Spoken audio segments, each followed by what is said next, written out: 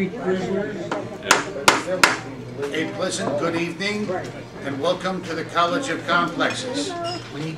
The College of Complexes consists of the following format. We have a speaker who will speak. We will then have a question and answer session. We will then also have an rebuttal period after the question and answer session. We will first start off with a brief announcements period. And there are only two rules the college has. One is there's no personal attacks.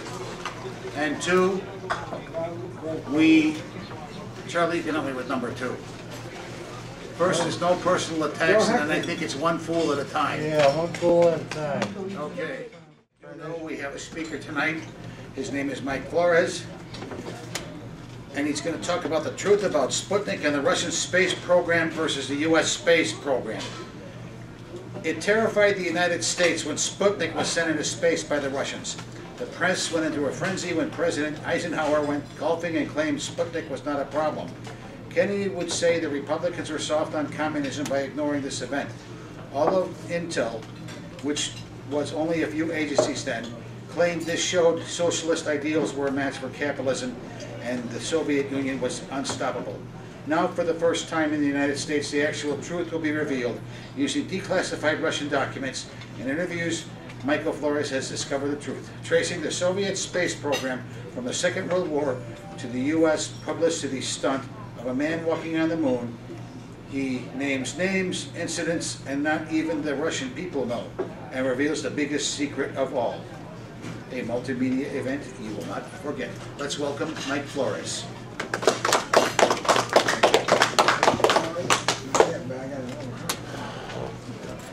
Well, hi folks. You'll recall before the election I gave a talk where I said, against all of the experts and all of the posters, that Trump was going to win. You'll recall that I actually came here with files as they had been declassified on Joe McCarthy, with the real story of Joe McCarthy, which is now being taught at some universities like Duke University. So I'm actually living long enough to see the things that I talk to you folks about become the record. Tonight, I think, is even more important because this small group here is about to learn more than all of our intel agents, all of our presidents since Eisenhower, all of our intel agencies, of which there's over 20, all of our historians. You're about to find out much more exclusive information. Now, first slide there. Yep. In the 1950s, the Soviet Union was faced with a problem that is today echoed by Iran. They had the capability of nuclear weapons, but lacked the means to deliver those weapons to targets. They could put maybe 4 nuclear devices on submarines, but delivering them to 4 targets was difficult at best, and by the time they did, the U.S. could have flattened all Russia. Sergei Pavlovich had been promoting the R-7 rocket as the key to space travel, but each launch cost over $500 million, rubles. It would not take long for the Soviet Union to be out of money. And there are other programs, from mass housing to cars anyone could afford or repair, would have to be ended.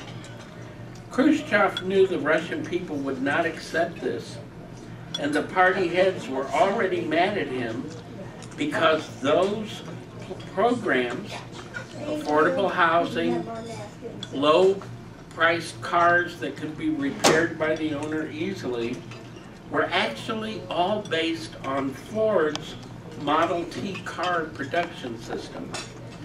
The cars and the homes were not luxurious, but they were mass-produced so that everybody could get one.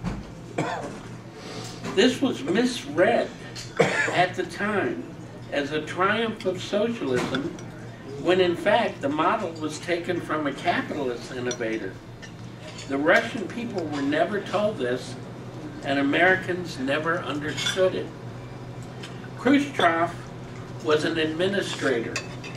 He couldn't build a rocket, yet he knew if the Soviet model were followed, there would be a bankruptcy of the economy. In those days, the Soviet Union was crowded with bureaucracies that were unchallenged. This meant every failure could be excused because of everything from the economy to the weather. As protection of the bureaucracy came before the bureaucracy actually doing their job. Khrushchev was clearly not married to the Soviet model. He did something no Soviet bureaucrat had done before by using Ford's Model T business model to create housing and cheap cars. Now he was going to turn to basic capitalist beliefs to launch a space program. He was going to do something that had not been done in Russia in decades. He was going to get a second opinion. He went to Yangel, a third-rate designer, and asked him if he could design a missile that would launch for a cheaper rate than the missile proposed by Pavlovich. Yangel came up with an inertial system of liquid propulsion, and Khrushchev took it to Pavlovich, who told him a smaller and cheaper rocket was impossible. But then Pavlovich said something that stunned Khrushchev. He said he could develop a better fuel. Khrushchev was not stupid, nor was he married to the idea that his bureaucracy came first over results. He realized that it took a competitor to make Pavlovich think creatively, that when there was no competition, there was no reason to think of other solutions. Khrushchev knew that if it was discovered, he had decided to use a basic capitalist concept to build the space program, that of having multiple parties bid for and fight for different concepts. He could pick and choose what he wanted, but if the Communist Party found out, he would be thrown out, which is still preferable to what would have happened under Stalin, where he would have been simply executed.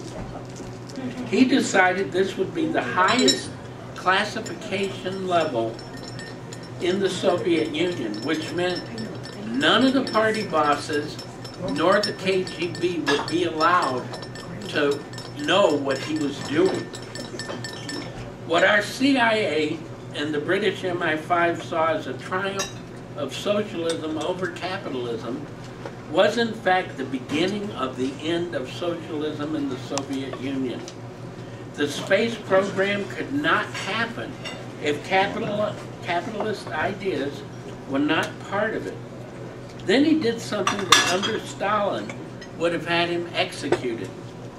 He went to a third party after going to the two. There was no communist bureaucracy involved.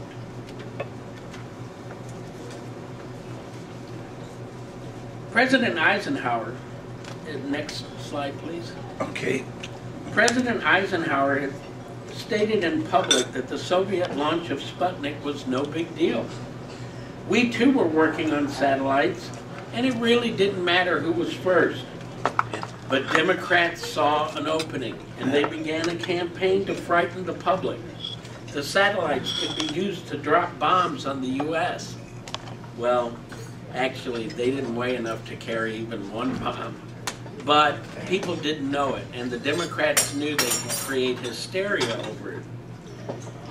The U.S. was now in peril, said the Democrats, because the Soviets were far ahead of our science and technology. There was a missile gap, said John F. Kennedy, and the Republicans failed to see the danger. On October 4th, the first unmanned satellite was launched into space. Sputnik was about the size of a microwave oven, but it caused fear and awe in America because it had been launched by our enemies, the Soviets.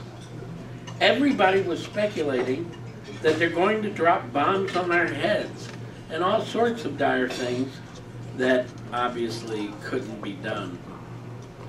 What most people don't know was that we were almost the first people in space. Dr. Werner von Braun and his group in Huntsville, Alabama, at the Redstone Arsenal were also working on getting to outer space.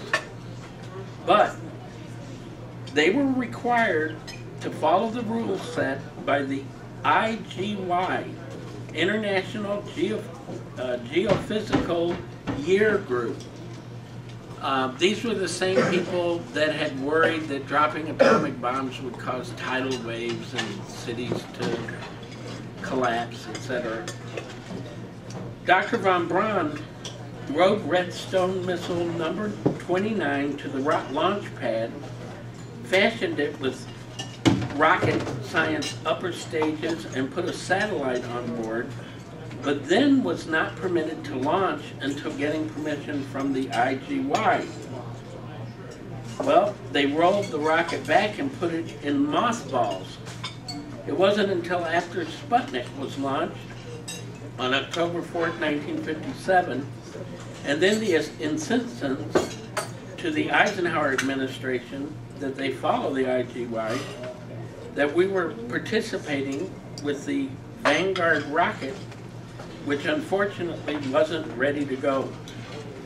So we tried to shoot off the Vanguard on December 6, 1957, but it crumbled on the pad. Its little satellite fell over and just beeped and did nothing. The actual father of the rocket agents, Dr. Goddard, who pioneered rockets here in this country, then von Braun and his group studied after Dr. Goddard. But anyway, they rolled the same rocket that they had almost launched before on January 31st, 1958, and they were finally given the okay to go. But we were at that point in a position where to the world it looked like we had to catch up. The Eisenhower administration looked at it as pretty much a stunt. They considered Sputnik to not be that important. Yet, the space program, we enjoy the fruits of to this day. Scientists say we are 50 to 60 years ahead of where we should be scientifically because of the space program. From the cell phone you have, to the iPods, to computers, the fact that all of this is in our hands now, and things that we use, and even Teflon. Teflon came from the space program. All came about because we entered into the space race. The space shuttle was, in hindsight, a very dangerous vehicle. And I believe we should go back to the simplicity of rockets and a spacecraft much like the Apollo, that we can get the astronauts safely off of in case it gets into trouble. Bush had decided that he wanted Bush Bush Jr., not Bush 1. Bush Jr. Had decided that he wanted to relaunch our space program, but the Democrats fought it and said that the $100 million he was asking for was out of the question while there's still poverty in America. However, they played up on the fact that most Americans don't know that NASA's space budget, or yearly budget, is $13 billion. So 100 million isn't really a lot of money. But it did derail plans to restart the space program. Next slide. That's it, right? Yeah. Valentin Gushko was a head of national security and had been involved in building the R-16 rocket, but was using many engines to build it. Of course, the more items you add to a rocket, the greater the odds of some of them failing. Khrushchev knew this, so once again, he broke the party commandment, and he went to a fourth group. Again, at great risk of being removed from office if he were caught. He went to a man, Shalomi. Shalomi had fought the bureaucrats because they had blocked him from taking his information to Khrushchev. He was told, "You are a bureaucrat in this office. You should not be trying to take some other bureaucrat's job from another office." Khrushchev found out that he'd been trying to reach him for over a year. So he set up a meeting.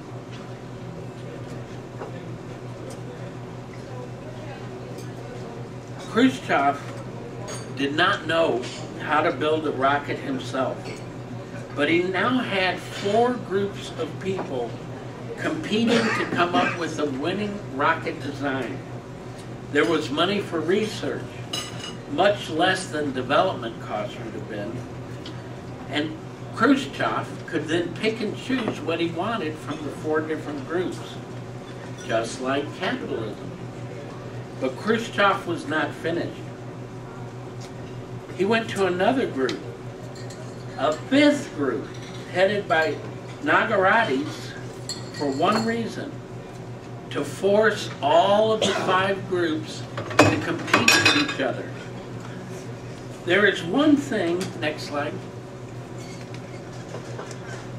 There is one thing that leaders have or they don't have.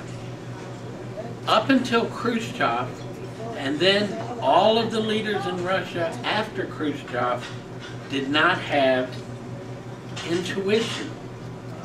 What is intuition? In military history, you can study all the wars and battle plans, but if one thing out of the ordinary happens, all the plans are useless. Your innovative solutions are what will be studied later. Khrushchev was like no Soviet bureaucrat that ever existed. He had shown in Ukraine he was willing to admit he knew nothing of agriculture. He left the party car parade driving by farms and walked out to the farmers and asked them what they needed. No one had ever done that before. He could admit to them that he knew nothing on the subject of farming, and he was willing to learn. Rather than listen to bureaucrats, he talked to the farmers about what they needed. Khrushchev knew capitalist ideas worked, while socialist ones had a long history of failure. But he also had a gut feeling that missiles would be a way to reduce the size of the Russian military. 500 missiles could actually replace thousands of soldiers. The early missiles, however, took up to 5 people each to launch and took 4 to 6 hours to prepare. The military thought this was all a waste, as many still did not function. Khrushchev argued that just as the Wright brothers plane was crude compared to planes of today, the satellites and missiles of the day would soon be replaced by better ones. He also pointed out to the military that the AA cannons that had been approved by bureaucrats who had never been in the military and knew nothing about weapons didn't work. He met with the officers in the Russian military and he told them he knew those cannons didn't work. the military was stunned. No communist had ever said anything like that to them before. No socialist. The military already knew innovative thinking worked. They secretly taught their officers the true story of how the Germans were defeated by the Russians. This was information that was withheld from the Russian people and was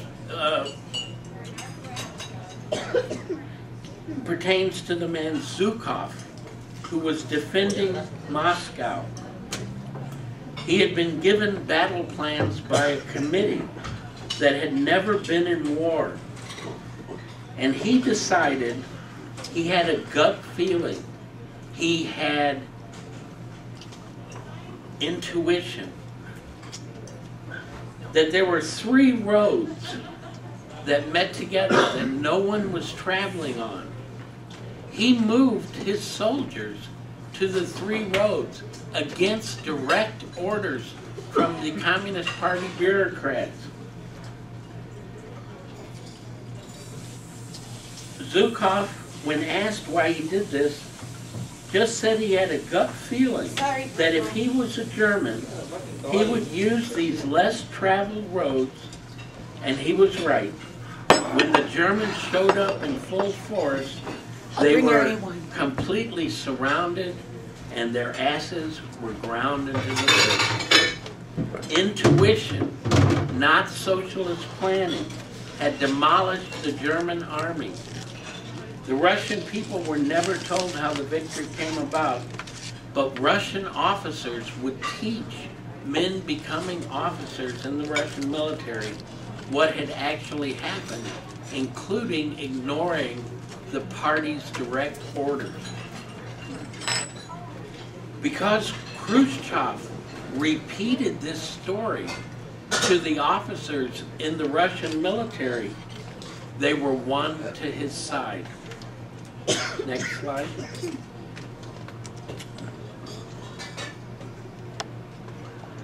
Capitalist competition begins producing results. The PS cruise missile was the first rocket to emerge from the competing groups. A second group was working on the P-10, and a third group was trying new applications for a brand new cruise missile. The P-5 had folding wings, which was the style of the day. Khrushchev knew he could not bet on just one horse. That was in effect a monopoly. And with no competition, laziness and excuses for failure would emerge. By keeping the groups competing with each other, there was simply no room for what faced all Soviet bureaucracy: stagnation and job protection. The N-1 did not make it to the moon. Pavlovich had made 3 mistakes. First, the design that he made was back to front. All space programs begin with how many tons are delivered in Earth's orbit, in lunar orbit, and on the moon. Even the Apollo program had to deal with these problems. Pavlovich wanted to move 75 to 90 tons. They already knew from their spies that Americans were trying to move 125 tons, plus excess. Soviet equipment weighed far more. The Soviets only wanted to put 1 person on the moon, which prompted the joke, only spoken in private: left alone on the moon, he falls on his back and dies like a turtle. The second mistake he made was his passionate hatred of Petrovich, an accomplished engine maker. Instead, he chose a third-rate engine maker, Kuznetsov, who packed his rocket with untried and untested engines, half of which failed to work. The third problem was there were 3 different designs with 3 different approaches. Pavlovich was a great manager. His team loved him, but he had no intuitive skills. his Soviet upbringing actually wiped out his capacity for innovative ideas.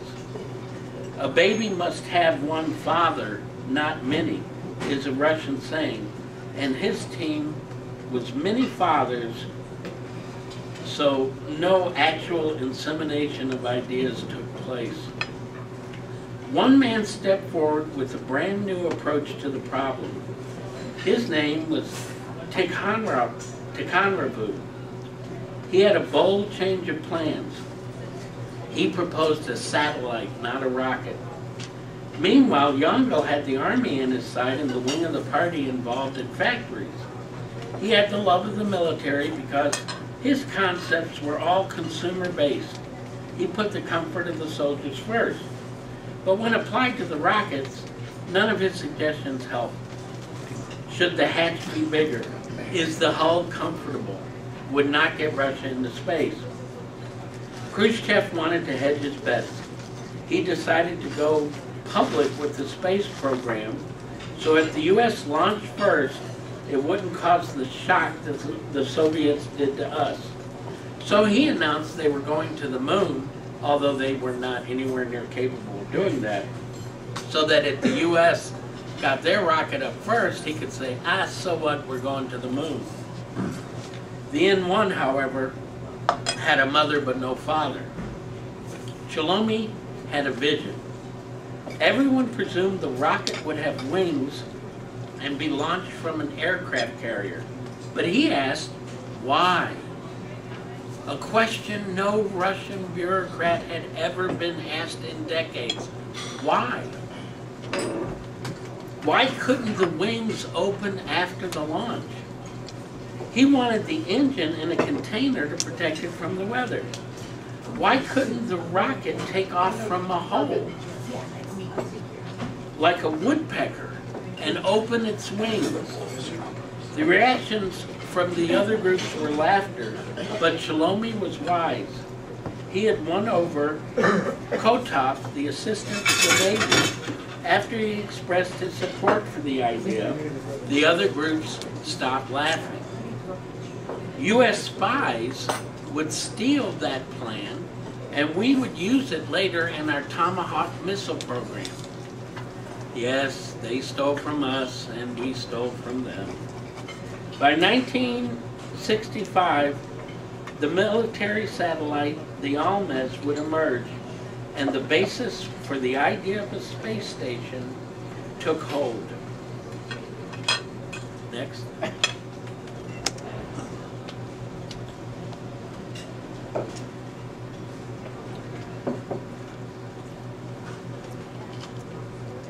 This is a declassified KGB photograph.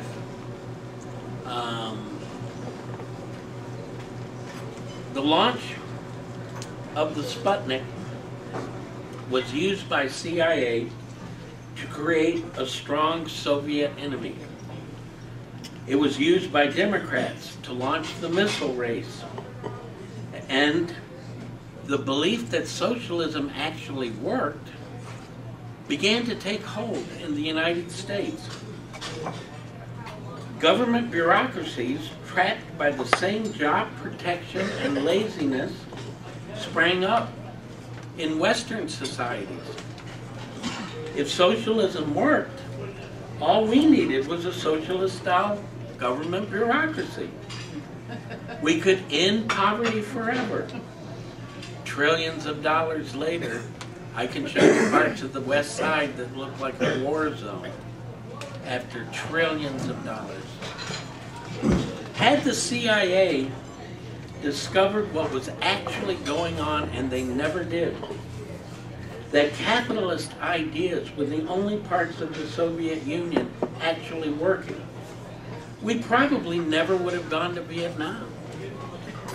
We wouldn't have started the war on poverty, or totally waste time even bothering to argue if we need a new giant government bureaucracy to, quote, fight climate change, unquote. Although I still don't know how that fight is going to happen. Are you going to beat up God? I'm an atheist. There is no God. The Sputnik was an incredible propaganda victory.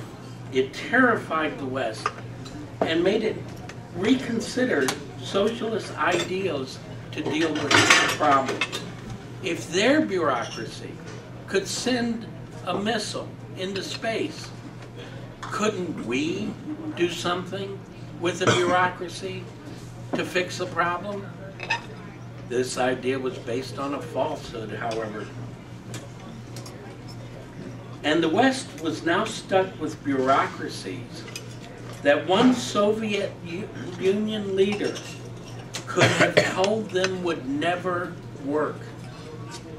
After Khrushchev was kicked out of office, when he went too far trying to use capitalist methods, and people began to figure out what he was doing, the space program was returned to the bureaucracies. This is Vladimir Komarov. This is a declassified KGB photo. This is all that's left of him after his rocket hit the ground. A rocket that the bureaucrats knew wasn't going to work, but they had to protect their jobs, so they sent him up to die. So there's a cosmonaut in space, circling the globe, convinced he will never make it back to Earth. He's on the phone with Kosygin, who was then a high official of the Soviet Union. They are both crying because they know he is going to die. The space vehicle, like almost all of them after Khrushchev was gone, was shoddily constructed, running dangerously low on fuel. They actually used parachutes they knew wouldn't work because they didn't want to offend the bureaucracy in charge of the parachutes. Vladimir Komarov is about to literally crash full speed into Earth, his body turning molten on impact. As he heads to his doom, our spy locations in Turkey hear him crying and screaming in rage. Why did they put me in a ship to die? What are they expecting to learn from this? This extraordinary intimate account of the 1967 death of a Russian cosmonaut appears in the book Starman by Jamie Doran. They received their information through KGB officer Ivanovich Rusayev and previous reporting in Pravda. Believe it or not, Pravda was the first to admit there was a long history of failed space flights in Russia that the Russian people were never told. There was one rocket that went up in the air, came down and crashed, and wiped out an entire town. All the people working there. All of it was hidden, all of it was hushed up. Starman tells the story of a friendship between two cosmonauts, Komarov and Soviet hero Gagarin, the first human to reach outer space. A man I respect, because you had to have balls of steel to get on one of those rickety pieces of crap. And to know things like the parachutes were not going to open. In 1967,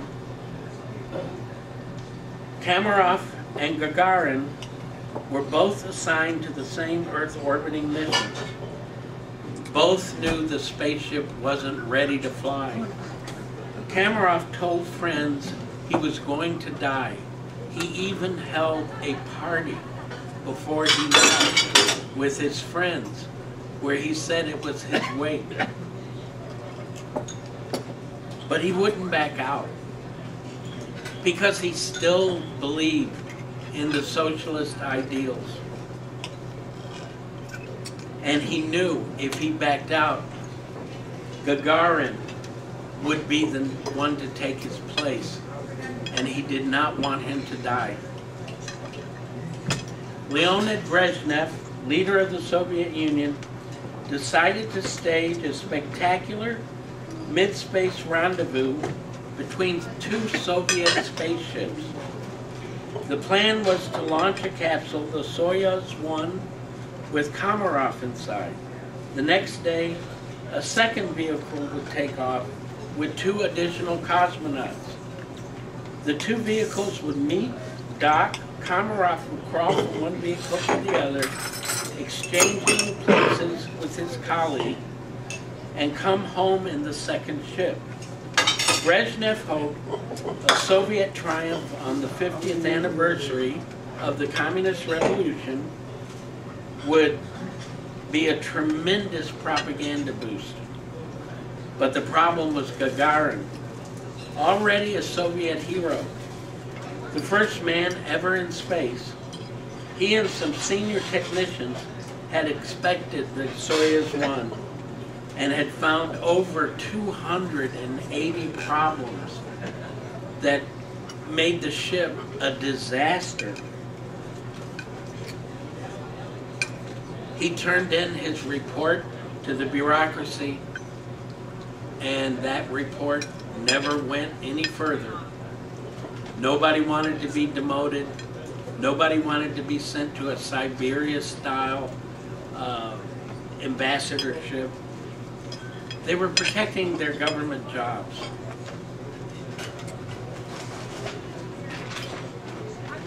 The question was, who would tell Brezhnev that his dream could not happen?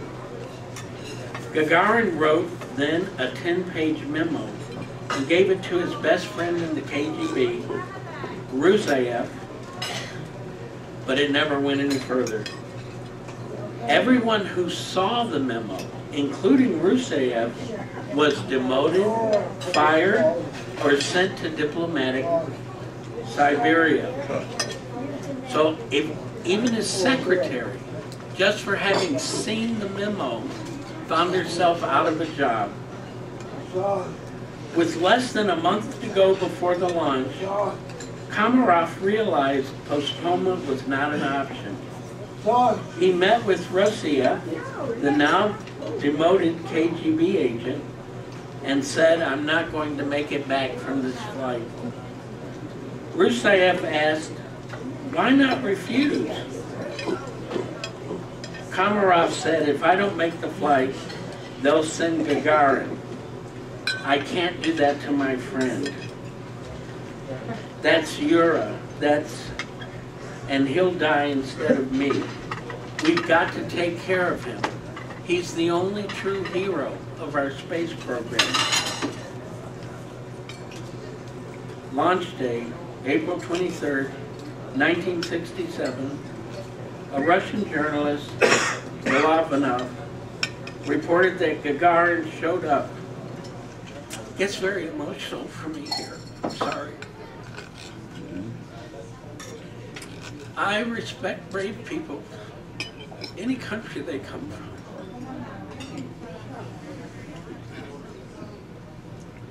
I need a minute. Okay.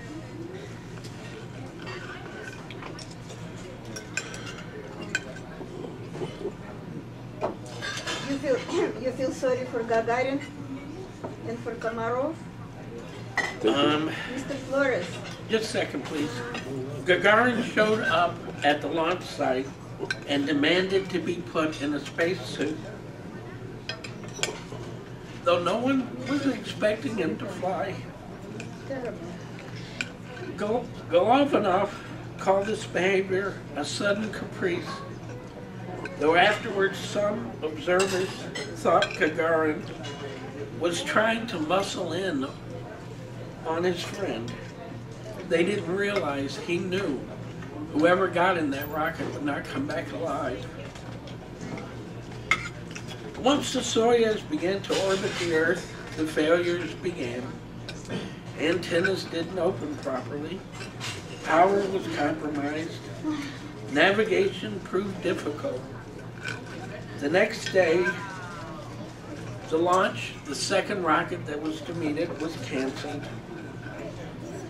Worse, it was admitted to the people in the bureaucracy that he was not coming back.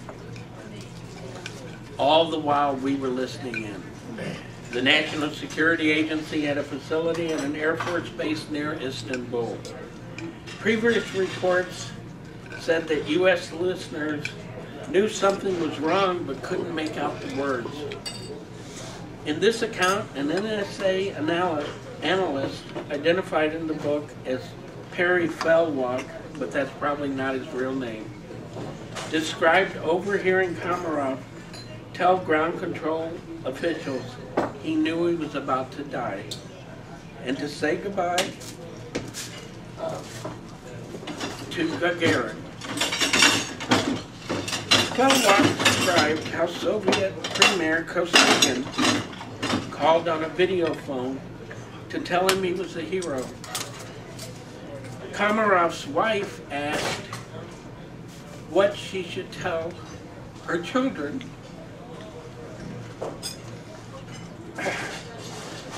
When the capsule began its descent and the parachute failed to open, sorry, I usually don't get this bad.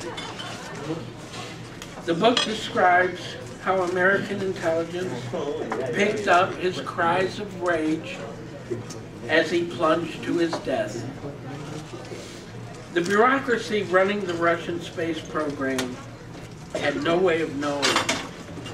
It had only worked because Khrushchev had broken all the rules and had used capitalist concepts, which included honest appraisals and competition. That ended, sadly, with Khrushchev. Fearful of demotions, fearful of being jobless, no one would tell the bureaucrats in charge when the rockets didn't work, when the parachutes wouldn't open. We began to believe, as Americans, that if Russia could get a man to space using one of these government bureaucracies, then we could use government bureaucracies to solve problems. We could get rid of slums. We could feed the hungry. We could fight climate change. From LBJ to Richard Nixon, an alphabet soup of bureaucracies began. Interesting to note, Milton Friedman calls Richard Nixon our only socialist president. Because when you look at all the government agencies he started more than FDR. It's unbelievable, more than LBJ. Nixon, a Republican. But they all believed if this bureaucracy could get a rocket in space like Sputnik, they can solve any problem. How many times have you heard, if we can get a man on the moon, how come there's people starving? Blah, blah, blah, blah, blah. It's all from our misreading of what happened. Even today, one hears talk of full employment by having everyone work for a government agency. No one asks what results we've seen from those agencies. In the community of Austin, here in Chicago, there was a 3-block pothole problem in the streets. This happened under Mayor Daley.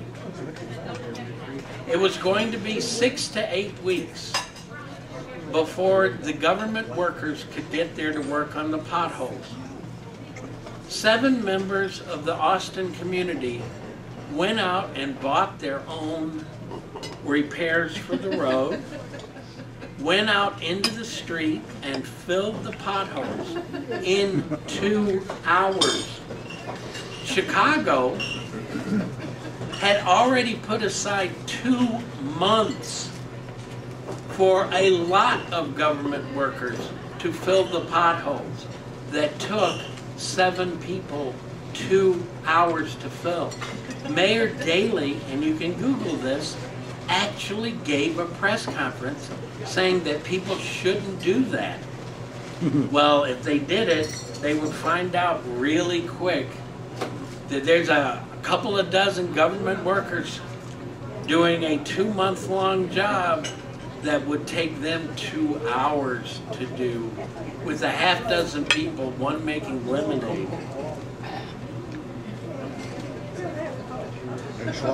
You know, Nikita Khrushchev could have told LBJ, Nixon, could have told Mayor Daley that those government bureaucracies do not work. Next slide. Oh, shoot. What happened?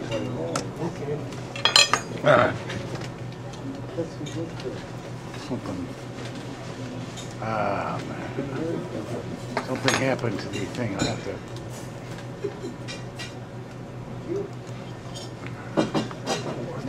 We had them all here. At least that was the last one. Oh, the You gotta video. do- okay. The video. Hand What me- you're about to Hand me see the mic. has never been admitted to by the Russian government. You're about to see and hear a video. What, will they be able to hear it? Okay. It is of the first woman to ever go into space. Valentina Tereshkova. It's the one they don't talk about. Talk about. We'll be playing this in just a second. Okay, thank you. There you go. Dog. Yeah, they sent also. Come on, it's going to take a minute to. Your name was Laika. Laika. I trained the shooter. Oh, come on. The name was Laika. First day in the Russian, you know, the space, the name was That's Laika. like I can't keep the floor. Computer's a little slow. It'll be running in a second. Shoot them in the space. Space cat. Then you have to train here. It'll play. Just take a second. My cat will be afraid. Train this dog. Oh, come on. I also cry at the end of Zulu. I don't know. I don't know what that's about. Light it. Well, anyway, we're having a little bit of technical difficulties, but it should be coming up. What happened to all the planning? Mr. Flores, are you will talk about Valentina Tereshkova also as well? Like No, this is the last thing, and then we can There's take Yasman? questions There's Yasman What now? happened? if we can get it up. Charlie, go away, Charlie. Go What happened to away. all the First planning? woman Yasman now. Do the central plan. Fuck. Socialist planning. God damn it. It's here. God damn it. It's here. This is. I'm sorry. What happened to the socialist college campus? This is ridiculous. I'm sorry. We'll have a.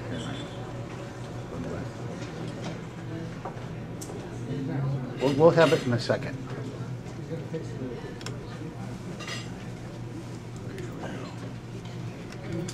Yeah, I'll get a box and some butter. Come on.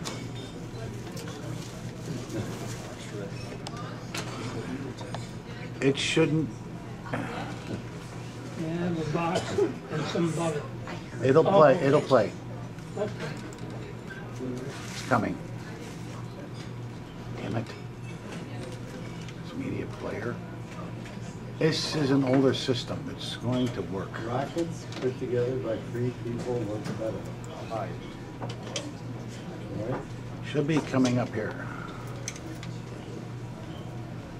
This did test out good when I tested it at home. What is it mean?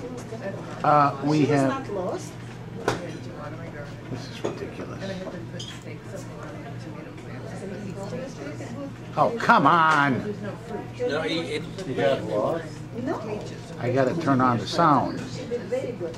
We got the video, just gotta turn on the sound now. yeah, your sound is X'd out. I know, that's what we gotta do You now. got lost and you didn't know how to get home? No, she's not lost. As soon as it comes up, we'll be set. She didn't know how to get home. Yeah. What happens when you click on that? Because it's just having some trouble. She was This machine is like, Well, I don't know how come she got lost in space. you know, just teacher right now. She didn't know how to get home. So, Moscow. this is crazy. I apologize, everybody, this is ridiculous. Then meanwhile, if you have questions to me, If it's easier, just go to YouTube and put Lost Cosmonaut. We're having trouble with connectivity too. teacher, Problem is, we gotta get sound coming out of here with the speakers. What happened to this woman? Damn it! She said she got lost in no, she not. Plenty of these guys she did. This is Mike, I don't know. It's not the same person. The first woman who went up died in space. What's your name? Mike. I'm still Mike. No, what's your name? This woman, what are you talking about? No, hold on. No, it's not true. Uh-oh. Here we go. That should work now. I'm from Soviet Union, you know, it's, stop lying, you know? I don't know where you take this information from. I can prove you it's not true. Don't give propaganda here. Here we go. I had a nursery. This is bullying. Stop. Please.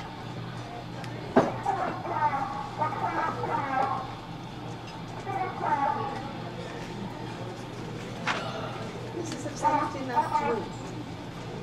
What you're saying. No. I don't know where you get this information. One fool at a time.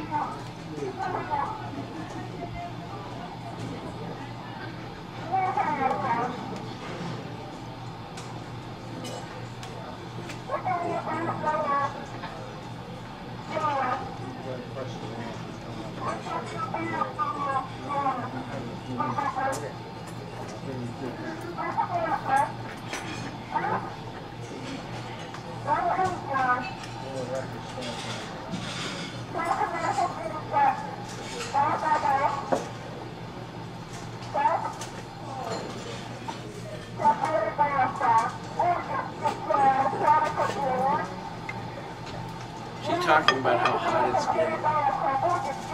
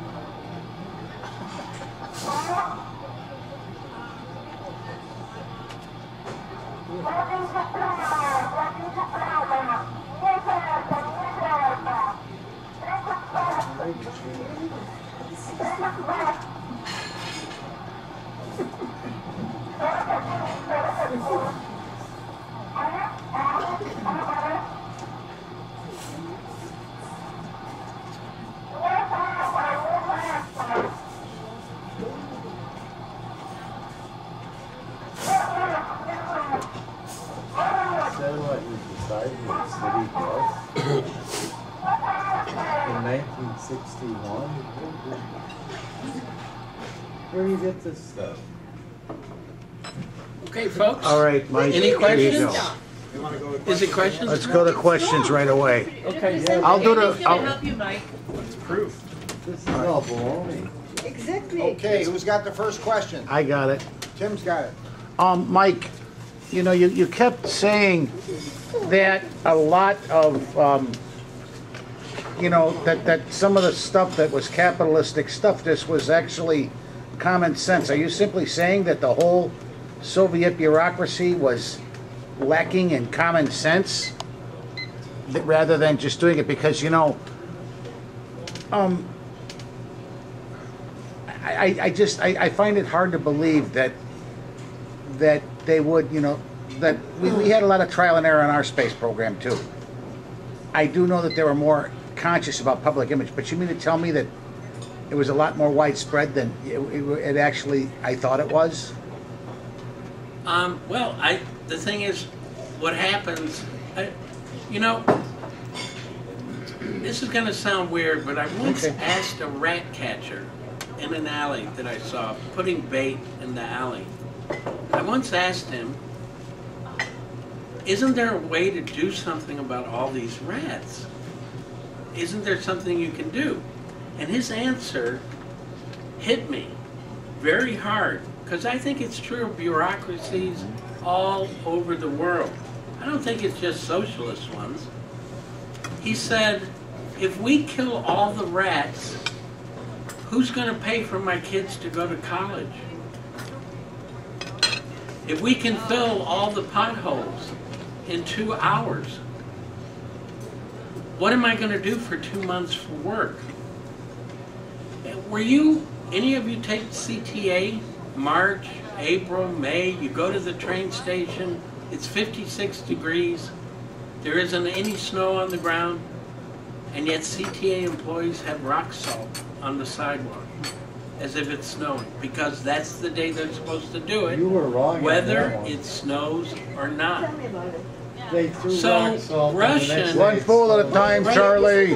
Russian Why you lying? bureaucracies, I think, are the same as any bureaucracy. Tim, can I ask And, a question? Can I ask a question? No camera, please. Go ahead and ask. Can I? All right, Randy, but you have to Yeah, moderate. I know. Let's try to keep it civil here and let one person speak at a time. let's get Lana Make it a next. coherent Sid. No, Sid. Russians were so inept. How did they win the Second World War? I Over told you, Hitler. actually, I told you how they did by using intuition and gut feelings No. and ignoring This is baloney what you're saying. ignoring Russian bureaucratic orders. Yeah, right. I actually have a lot of respect for the Russian people. I think Stalin committed a war crime by leaving civilians in Stalingrad knowing that was going to be a battle zone. That's a war crime. You're supposed to remove the civilians. I think the civilians, the Russian people, did more to defeat Hitler than the Communist Party.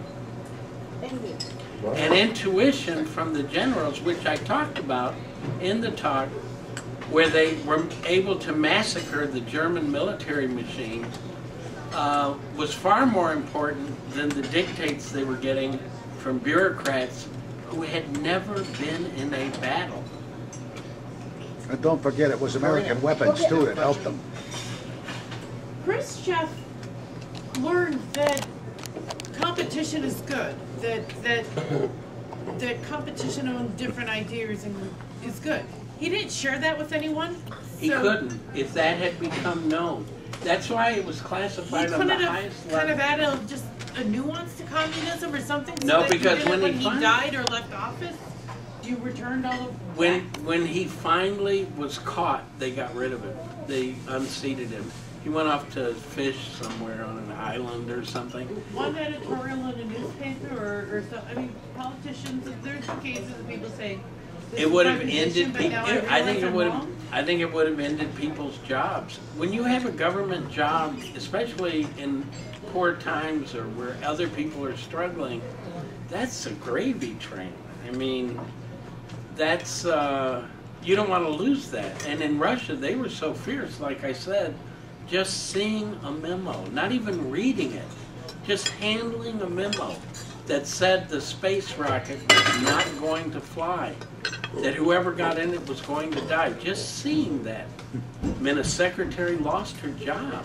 What does she do then if she doesn't have a party job? That's not what you said. So anyone who saw it, the KGB guy that their 10-page memo was given to was demoted. That is what I said. You said if the rocket went up and failed, Nobody said anything because they did a good job. I don't see how firing a bad rocket is going to preserve somebody's job. It doesn't make any sense. Well, that is something you'll have to talk with. No, about. that's Bad your rocket was not under assumption. Trump's Your job. word. Bad rocket was, This is wait, bad rocket was I under didn't what say- guy? Okay, I'm sorry. thanks. The bad rocket was under, it wasn't Trump's job, it was. Look at what happened No. with Discovery. Nobody would say the rocket was going to fail because they would lose their job. That makes sense. Yeah, Okay, Andy, they lose their job when the rocket becomes Tim, I don't want a camera fails. right now, please. Yeah, I did say that there was a 10-page memo that was written up by the man whose charred remains we saw from the declassified KGB photo, and everyone who saw or handled that document was either demoted or removed, fired. Now you're saying, well, why would they do that? Wouldn't they want to know if, well, that's why people don't like socialism. That's why people didn't like Russia. You know, people are always saying to me, well, Mike, you can't say all socialists are like Russia. Well, there are so many different kinds of, there's national socialists, international socialists. When I was young, before I was 18, I had read all of Marx, all of Engels, all of Lenin, all of Stalin, all of Mao, all of Che, before I was 18. Well, I might as well have been playing video games, because people who call themselves socialists now, young people, have never read Marx. They don't know any of this. So when I start going, well, what do you think about Critique of the Gotha program?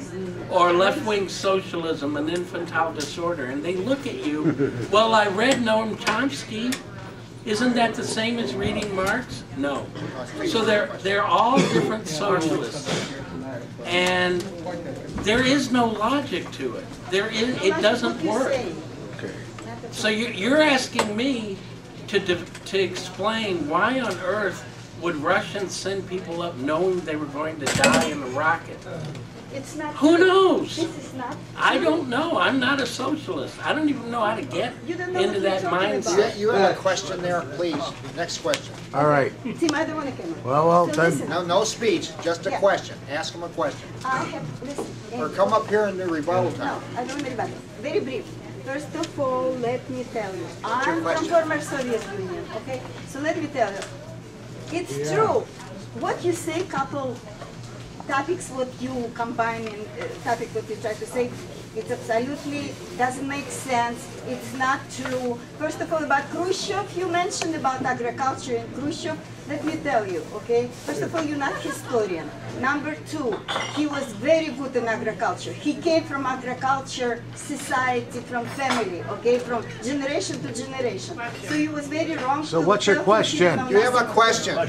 No speeches now. We And gotta the get control of second- this. The second about first cosmonaut control of her. woman, it's again lying. I'm sorry, this is Lana, misinterpreted and it's wrong. Okay? What's your question, So my- Lana? This should be for My rebuttal. question is, How long have I been a CIA agent? you know what?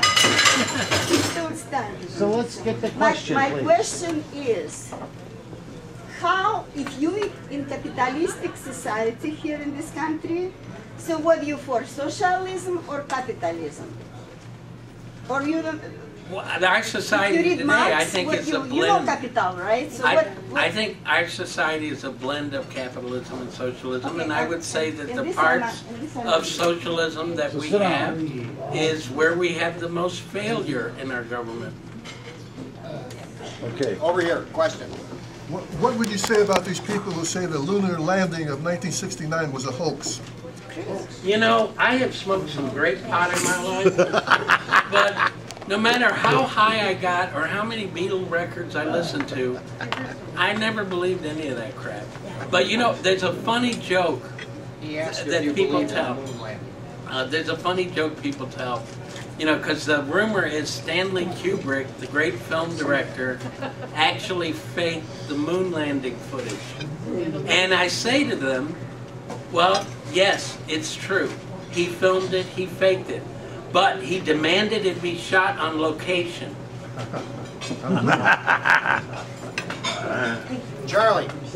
Mike, say the Soviet... Charlie, that is the best shirt I've ever seen you wear. I am so proud of you. You say the Soviet race was so fraught with danger, but I know at least a dozen Americans, I've researched this topic and then seen the memorial, at least a dozen Americans died in the American space race. And in the history of aeronautics, beginning with the Wright brothers in 1907, how many countless numbers of pilots died in crashes by capitalist enterprises of Boeing and Lockheed and Martin and what do you, how can you, are you disregarding Well, all I'm those? not a Catholic. Who got, what I'm not a the woman Catholic. that got lost? What does Catholic have to do with anything? No, I don't have the logic that says if you kill one person, it's the same as killing a million. But more people died in the American space No, race we were than the told. Soviet. We were told when they died. That's the big difference, Chuck. That's the difference. In Russia, you would have said the accident didn't even happen. You would say, Mike, I don't know what you're talking about. What accident? Follow-up question, you said it was due, they kept going, we're getting the word intuition and bureaucracy, we heard this 35 times, they died because of Soviet bureaucracy. Isn't that your assertion? I would, yes, yeah. But that's more fair. people died under capitalist intuition. One rocket went up and wiped out a whole town in Russia. Excuse me, what More are you talking astronauts about? died in the American program. We than don't the know that. Soviet. We don't know that. That's all secret. Russia didn't. So tell. what? This whole thing that it was inefficient. Question over here. Yeah, apart from the prestige of what value was Sputnik? I'm sorry? Apart from prestige, what value was Sputnik? Well, I think Sputnik turned out to be a great propaganda victory. I study propaganda, as you know. I like good propaganda. I hate bad propaganda. And there's no question, Sputnik shook the world up. It shook the world. By the way, the word propaganda just means persuasion. Doesn't mean lying. In fact, the best propaganda is always the truth, because it's the hardest to fight. Did it have any But- value besides that? Besides propaganda prestige? Well, it launched the space programs in the United States and Russia, which brought us cell phones, that laptop, etc., even when it doesn't work all the time. And so there were positive things that came out of it. However, by the time we get to the United States walking on the moon, let me ask you a question. Who was scared by that? It was a publicity stunt. It really was. Sputnik frightened people. Americans went to bed afraid. Are the Russians going to drop bombs on us from space? Which is another good question, by the way. Do the Russians and the U.S. already have weapons in space? Do the Russians and the U.S. already have weapons in space? Is there anyone in this room that would be surprised if it turned out we did? No. I wouldn't. I'd say of course. But by the time we walked on the moon, it was just something for people to watch and ooh and ah at, whereas Sputnik shook the world, shook the Western world, because it meant to the CIA, to the political parties, parts of socialism works. It meant that the Soviet Union, the CIA was predicting up until the fall of the Berlin Wall that the Soviet Union would last another 100 years. This was all nonsense. This was all misreading. Because if they had known that Khrushchev had used capitalism to succeed in getting the Russians up into space, my own personal belief is we would be dealing with Russia on a very different level than we are today. Now, my own personal feeling is that Russia is a country that has a wide open border anybody can walk through, as they found out when their friend Hitler turned on them. They've been invaded by everybody from Japan to us. We invaded them in the 1920s. The only way Russia can protect itself, whether it's socialist, capitalist, whatever it calls itself, has to expand outward to create a wall of sorts that you have to go through to get to Russia. That's why they go to Ukraine. That's why they go to Crimea. That's why they go here, there. They have to create this wall.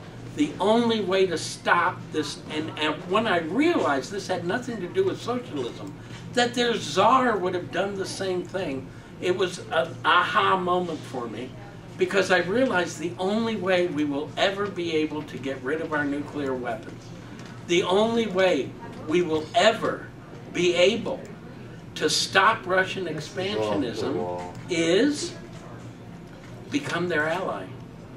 Promise them that we will defend them if they are ever attacked, sit down at a table, start negotiating, removing nuclear weapons.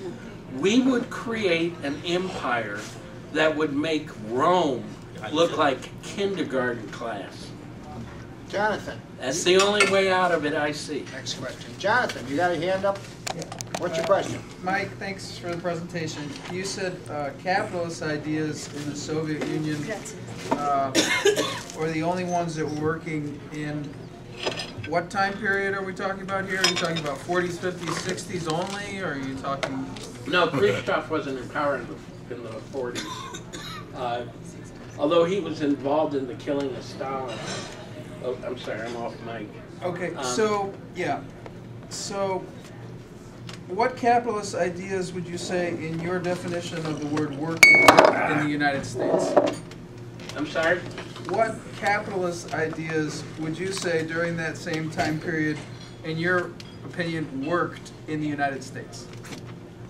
Well, during the 1950s, we had the growth of the suburbs. We suddenly had a middle class after having a depression that lasted until the end of World War II. I mean, what happened in 1950s America is astonishing, and it actually did impact black families and more.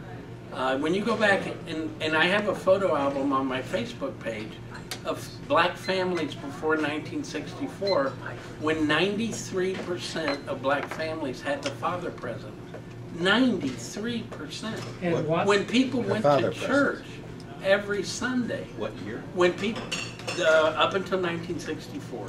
After 1964, we decided we were going to use Soviet-style bureaucracy in order to stop poverty. You want to see the results? Why don't you take a ride on Garfield Boulevard, go up west of Hyde Park, and look through the blocks and blocks of destroyed buildings. Look at the gangs running loose that have no fathers at home. This is... And yet, it isn't just Democrats that did this. Like I said, Milton Friedman says that Richard Nixon was the most socialist president we ever had because he created everything from the EPA on. Do you support the EPA? Thank Nixon. All right, next question. So would you say in your mind that there's a long list of success stories of how capitalism has benefited the quality of life of Americans in America? Yeah. Okay. Then my next but question you know, would wait, be, can I give an why example? did 22 states vote for a Democratic socialist in the 2016 presidential primary, Bernie Sanders? Well, actually, I wish Bernie had run over Hillary. I think Hillary was a big mistake. And I still support Biden, so I'm considered a sellout Democrat because I didn't vote for Trump, even though I came here and spoke and said that Trump was going to win when the entire world said he was going to lose. But there is someone I can point to right next to you, my friend. Look to your right. You see the woman sitting next to you? Do you know who has benefited the most by capitalism? Women. Weapons manufacturers? Women. Prison builders? I don't Fossil think fuel industry, Karina does any of that. Wall Street? Women. Oligarchs, plutocrats? From how they parasites, dress, overseers? to how they can work, to how they're treated in society. When I hear people say that they believe that Iran and Saudi Arabia treat women better than Israel, I go, you're insane. You don't know what you're talking about. Right. When I hear people say that women in America have no rights, women today, for the first time in history, are part of this thing that men have had all this time. So I never understand women who say, I want to throw those rights away. I want to throw away the right to the fashion. I want to throw away this. I want to throw away all those evil capitalist things like fashion, design. I have a question for you. Women in America and in the Western world have achieved more than any socialist country, and definitely Russia. And we were sold such a bill of goods on Russia. It was complete and total feminism. Women were equal to men. It was all a lie. They were getting medals for having babies. They were getting medals every time they got a baby. That's not feminism. That's not women's equal rights. Then look at the large number of strippers that I had to, of course, do my own research on, that came here after the Berlin Wall fell. Where did these women come from? Where are these women from East Berlin and Russia and Czechoslovakia? How about women was in the factory during it the was war the and Western helping world. Military. Women are What are you talking treated much about? The better Western in Russia. world Come on. has liberated women, It's really crazy. and capitalism has liberated women. Do I deny anything you're saying? Do I say capitalism has never made a mistake? No one's ever died? No, but compared to everything else, it's pretty damn good. I have a question. That's Mike. ridiculous. I have a question that nobody has asked. All right. Thank you for your answer. That's I have a question that nobody has asked. Is that mic still on back? Yeah, it's still on. Just speak a little louder. I would ask Mike, thank him for a presentation, but I would ask, what do you expect us to do with the knowledge you gave us tonight? What relevance does it have for us living in the real world today? How can we use your knowledge to make America better? Rely on your intuition. I think Disregard it. knowing the importance of gut feelings, intuition is certainly important, but I think also keep in mind what I ended with, that the only way the United States and Russia are ever going to end this stupid game, and it is stupid. I've studied the Cold War. I've read about the spies on both sides that died. 90% of the time it was for absolutely nothing on both sides. And we're seeing it again now. Now some guy gets poisoned with his daughter somewhere, and some guy over. And what does it do in the world stage? Nothing. Absolutely nothing. So returning to this is not the way out. The way out is to start being innovative. And I believe the idea that the United States and Russia should become allies is an innovative idea. I believe that restarting denuclearization talks is a good idea. And let's also begin to examine our bureaucracies here. The plan to make every American citizen a member of a government bureaucracy is insane.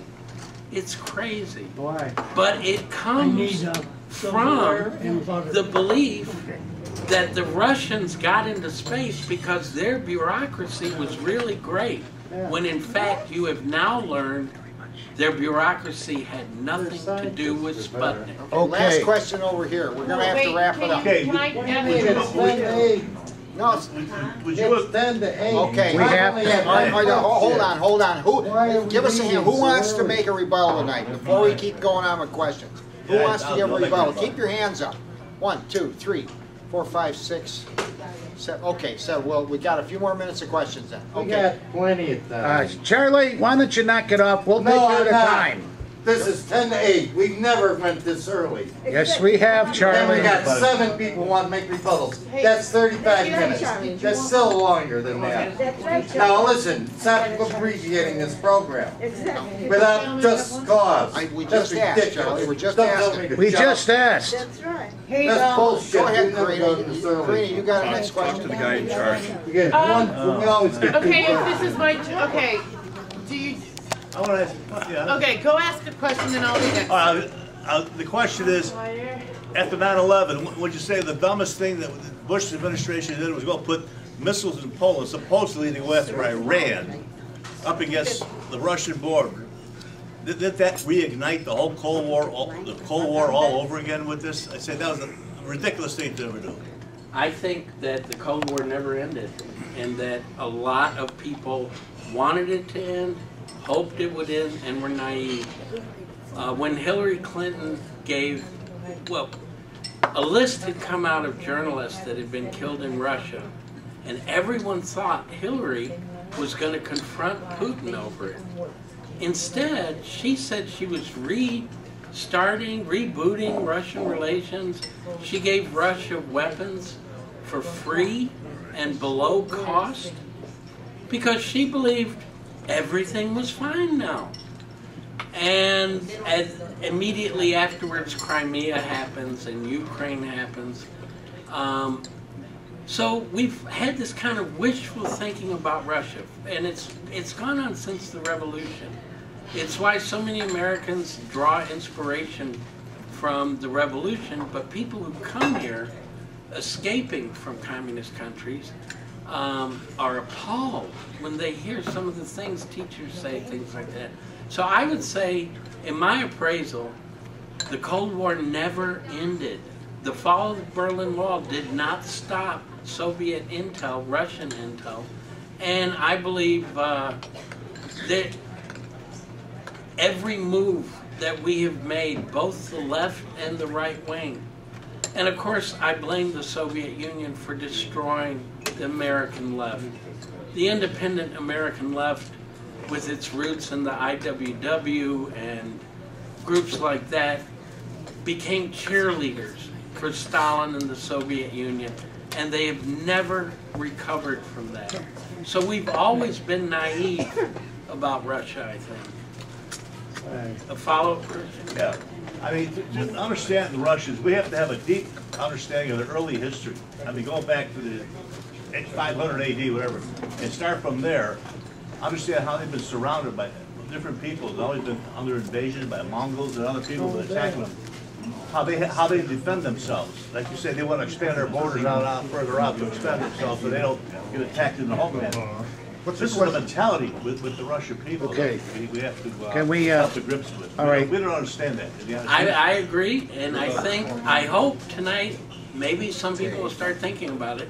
You know, some of my talks on YouTube have gone over 1,000 views of people going to watch the talk on YouTube. So I know next week when Tim puts this up on YouTube, it's going to reach a lot more people and keep reaching more people.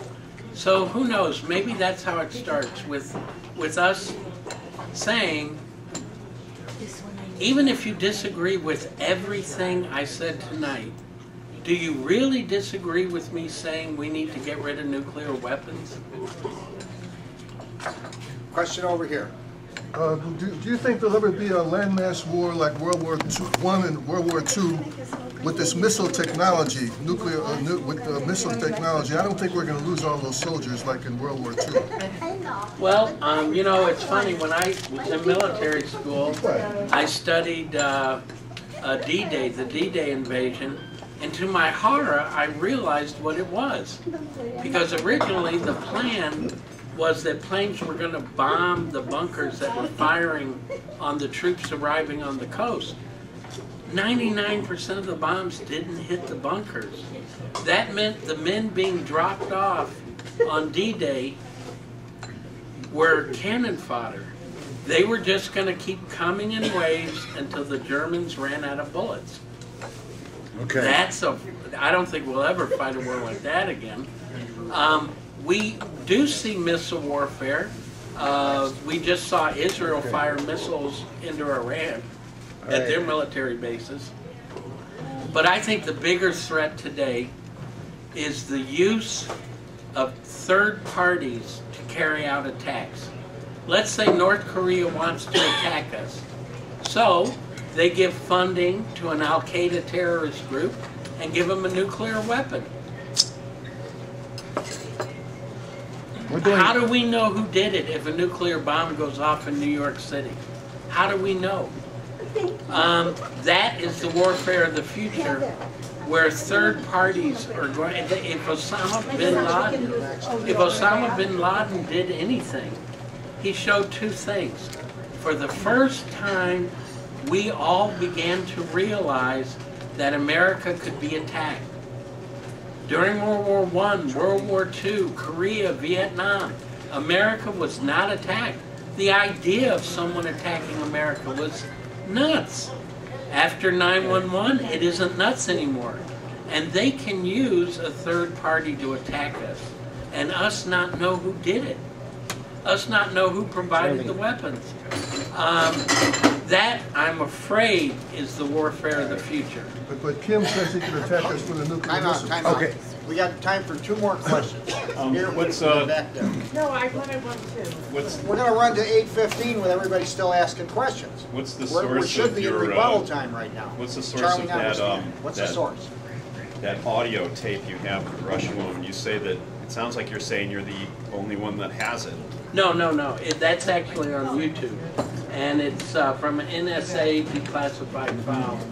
The NSA listened in on almost every space, as far as I know, every space project that the Russians had, just as they did us. All right. Charlie?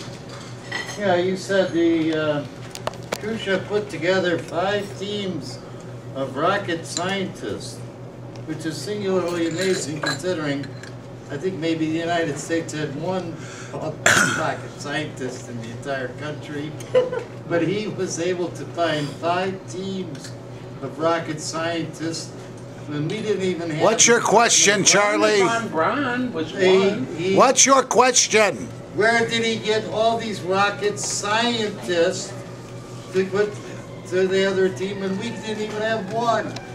We had more than 1 team. I named Where? 3 of them. The German rocket 1946. Where? Russian. 5 teams. We had them spread all over now. I believe the German rocket scientists went to both Russia and America. Andy, And use they the gavel. dispersed Use all the gavel. over Russia. Shut him down. No, these Gavel is doing that. He said he had 5 teams. They must have been in different departments. He put All right. together 5 teams. Okay, let's Well, he doesn't answer the question. give everybody give Dave, Mike a hand. Give our speaker a hand tonight. All right. A lot of effort he put in. Raise your hands if you want to give a rebuttal, and we'll get a count. 1, Yeah. 2, 3. He didn't even get 1 question. Well, sorry about that. Yeah, well, we're gonna go to rebuttal. Well, Charlie, you're wasting a lot of time already. You I'm blew a lot not. of time already, Charlie. People come here and We're they get at asking. least 1 question. We're trying to keep You're supposed control of to the chair the time. You conference. got I'm 5. not the chair. Head count again? Rebuttals? Anybody? All right, we got a number of them going up. I'm gonna go Okay, first. we'll run 4 minutes apiece. This man is first. All right, I'll just, Try to contain your remarks to 4 minutes. that's what we'll do, and I'll start now. Tim's gonna go first. You're changing my whole schedule. You got a card, you want to try it? We're going 4 minutes apiece, I'm only gonna about 2 minutes. I really, it is absolutely amazing to me sometimes how fast bureaucracies can get out of control, especially when one guy gets a little bit of political power and tries to run things. We appreciate everything that Charlie does, but at this point, I'm a little bit miffed that we're trying to get things run in an orderly manner. Oh, and we can't. bullshit. Guy comes here, Thank gets you. only one, doesn't even have a question. That's orderly? That's disorderly. Go ahead, you're up. Come here and pay $3, you don't even get one question? That's orderly. You had 6.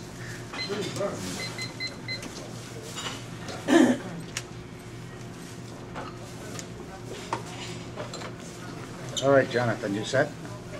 Yeah. Okay. Oh, you're doing rebuttals this day. Fucking quarter to 8.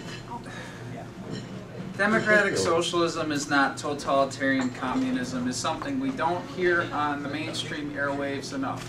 Why? Because you need to believe that there's constantly an enemy that you need to be focused on somewhere out there in the somewhereville of planet Earth, instead of focusing on organizing with your fellow human beings on Earth against all totalitarian governments, whether they're totalitarian in fascist nature, or totalitarian in communist nature, or totalitarian in capitalist nature, or totalitarian in extinctionist nature, which we right now have under Trump-Pence. You know, I was hoping to find out the biggest secret of all tonight. So, I hope at the after party that'll be revealed. What I'd like to know more about, so maybe there's a second talk in this, Mike, so I'm not saying I didn't find it very entertaining. I did. $100 million is not really a lot of money. You know, NASA has a $13 billion a year budget.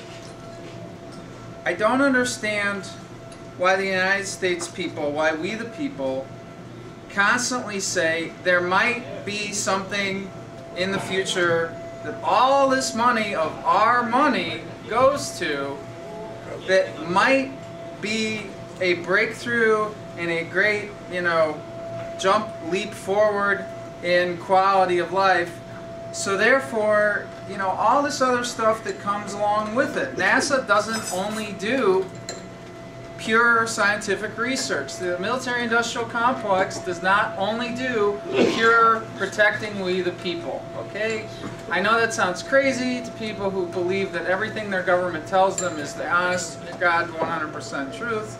But my dad worked for the Department of Energy, and if you were a fly on the wall to hear some of those conversations at lunchtime between him and his colleagues, you would know that the government banks on you believing this bullshit every single day and just obediently nodding like lemmings. Our tax dollars have to go to them because where else are our tax dollars going to go? So that's one thought on tonight's topic. Another thought is capitalist ideas in the Soviet Union were the only ones that were working.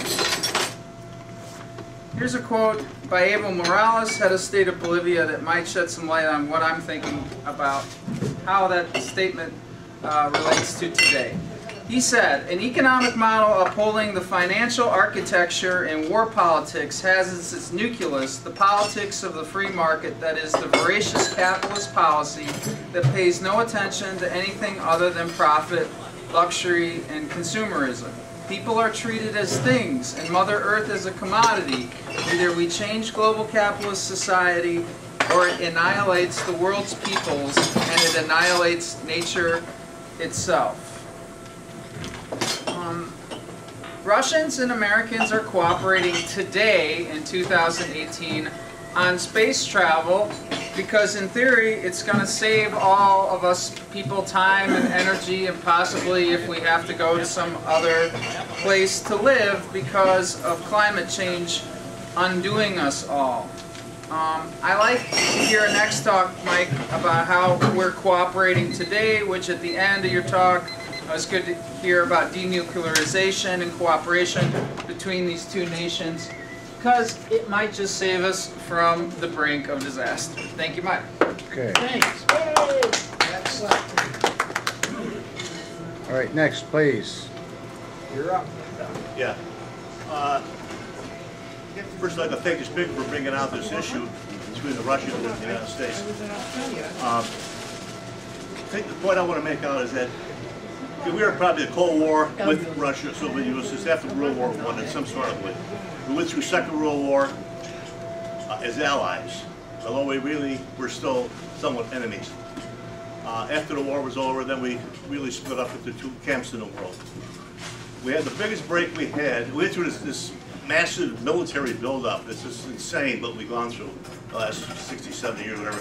In 1989, we had a great breakthrough. We had this Russian falling apart with the government and breaking down. And we went through a period from 89 to, let's say, 9/11, where we started at least decreasing some of our military weaponry against each other. Not that we stopped, no, we just kept going. We still realized we're still enemies of each other. But I think Bush, Cheney, and Rumsfeld, those three guys, lost the biggest opportunity we ever had. After 9/11, we could have at least united with Russia. At least, let's not point our guns toward each other. You got your guns, we got our guns. But we lost the greatest opportunity to unite Europe and to at least break down this conflict with the West and the East, especially with Russia anyway. Because we both had a common enemy with this Islamic terrorism. And Bush lost it. Rumsfeld went to Europe and he started criticizing all the Europe. He got the old Europe, new Europe, all that goofy stuff he was talking about. And then they put those missiles in Poland, I believe it was. Supposedly they went after Iran, right? Yeah. Well, Russia had to take a different viewpoint of that. And they started igniting, I think, this thing all around. A lot of people say, well, the Cold War never ended. It probably did. But at least we could have mellowed down things so we don't have to sit and fight with, one guy builds a bigger gun, a bigger bomb, another missile. At least we could have been somewhat allies. Because I think this created all this problem, I think, with this whole crazy migration going into Europe now. It's really putting a dent in Europe. And if it puts a dent in Europe, you'll put a dent in us too. We're all connected with them. Another thing about the Russians, we should make a really good effort to understand the history of the Russian people, how they started in a country for the Middle Ages or whatever. Because they always were surrounded by people like the Finns, Swedes, the Baltic people, the Germans, Poles, Ukrainians, all kinds of Turkic people, tribes coming from the east, Mongolians, others. They've always been under siege, fighting here, fighting there, fighting there. So we have to understand their mentality, how they, like people had a good point out, like I said, they expand, they go further out. They took over Poland and Czechoslovakia, blah, blah.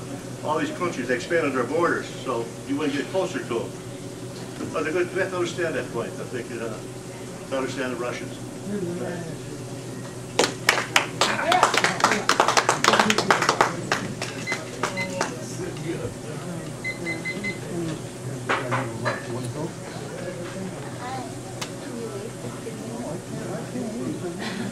First of all, the speaker brought out that the socialist system never really made gains and wasn't a positive factor in the world.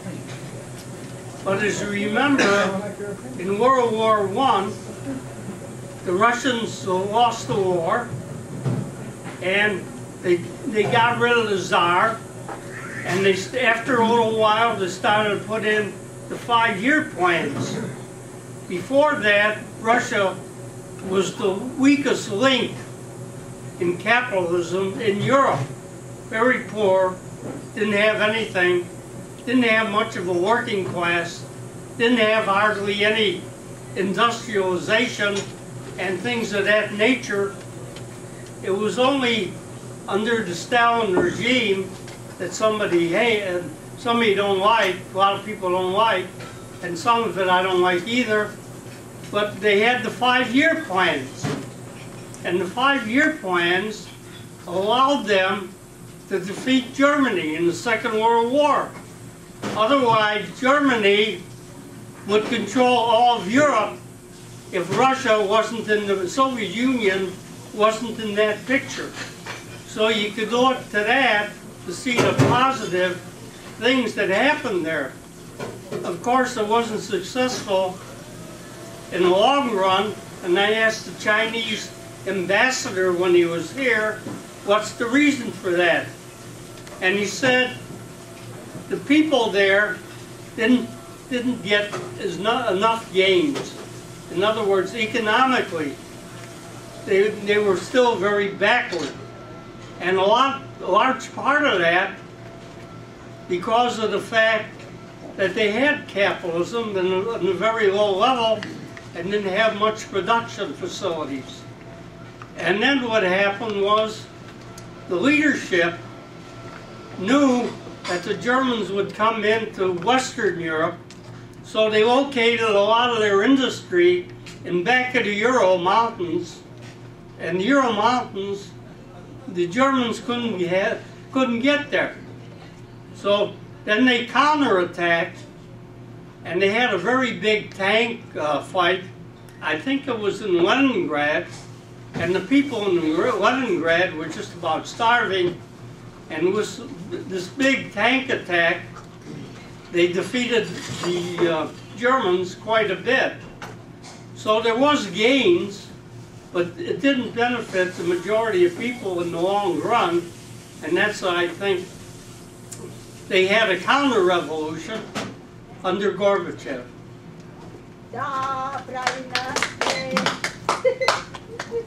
Okay, next. Some details you might agree with about the history of the rocket program. The Nazis were incredibly intelligent. They were so technically advanced during World War II. It was just the poor management and strategies that they used to implement them that really led to their downfall. They had better tanks, artillery, machine guns, bazooka, jet airplanes. Their planes are going 100 miles an hour faster than ours. And they also had invented the cruise missile and the intercontinental ballistic missile, which was basically the rocket program. They had a huge amount of scientists working on the whole problem of fuel and objects traveling supersonic. After the war, Russia, United States, and England were looking at these technicians, these scientists and specialists, as an asset because they're looking forward to future conflicts. So it was a race to get German technology, and after the war they grabbed as many technicians as they can. And our history of our rocket program was founded by Nazis. I mean, it's absolutely true. We had a bunch, we pulled them into the United States, and Russia got a bunch of them too. So the idea that we only had a handful of people who were working on the rocket program it's just not really true. It's actually a very fascinating story. The other thing that I wanted to say is I got a sense that there was this opinion from the speaker that capitalism is better for women than socialism, and it just made me think of the last election where we had a woman running for president, and there was just a lot of misogyny going on. I think of the history of the world, and I think of all the leaders, world leaders, who are women. We've had England, Pakistan, India, Argentina, Peru, if there are more, Finland, Iceland, Germany. I mean, there are a tremendous number of countries who it's not a problem for a woman to be in charge, but this country. So I don't think the issue is socialism versus capitalism. I think it's just men and women. It's, or even more simplistic, it's people in power want to stay in power and deny people who aren't in power. And any gains, and all gains that have been made by women are solely due not to capitalism, but to women. That's my quote. Yay! All right. right, thanks Mike for, let's thank Mike for putting together a pretty wide-ranging talk here. I'll be eclectic as usual.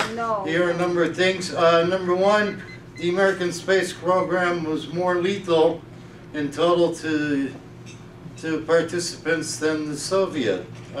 More people died, as far as I know. Debated this topic here.